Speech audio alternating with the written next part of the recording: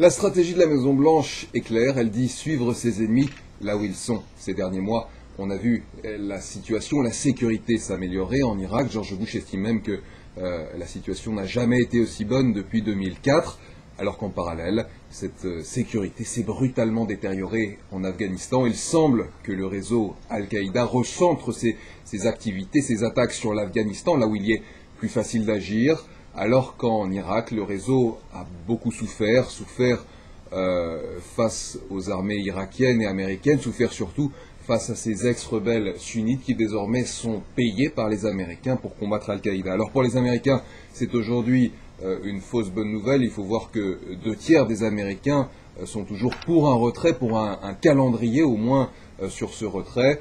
Et c'est une fausse bonne nouvelle car si aujourd'hui 8000 hommes vont effectivement quitter l'Irak, dans le même temps, 4500 autres vont partir pour l'Afghanistan. Surtout, ce retrait de 8000 hommes est nettement en deçà des attentes. Ça reste minime par rapport au nombre total d'hommes déployés en Irak, 144 000. Et George Bush a expliqué que les progrès enregistrés restent fragiles et réversibles. Ce qu'on peut dire en tout cas, c'est qu'avec une réduction d'effectifs aussi modeste, eh bien George Bush laisse le soin à son successeur de trancher sur la stratégie à suivre en Irak.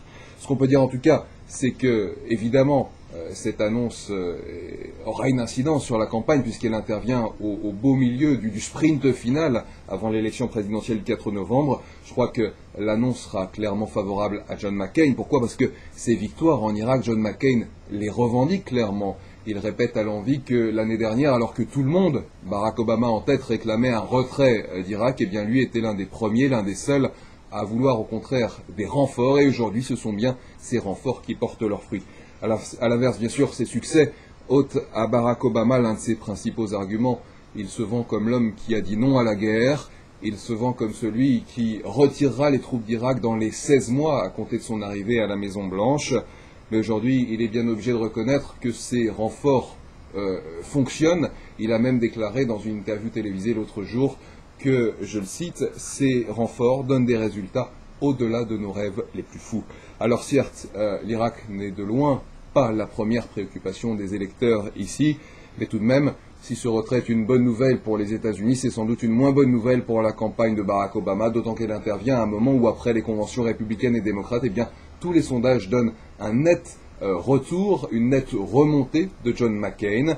Il est même en tête dans plusieurs de ces sondages, et ça montre vraiment que jamais la course n'a été aussi serrée avant cette élection présidentielle.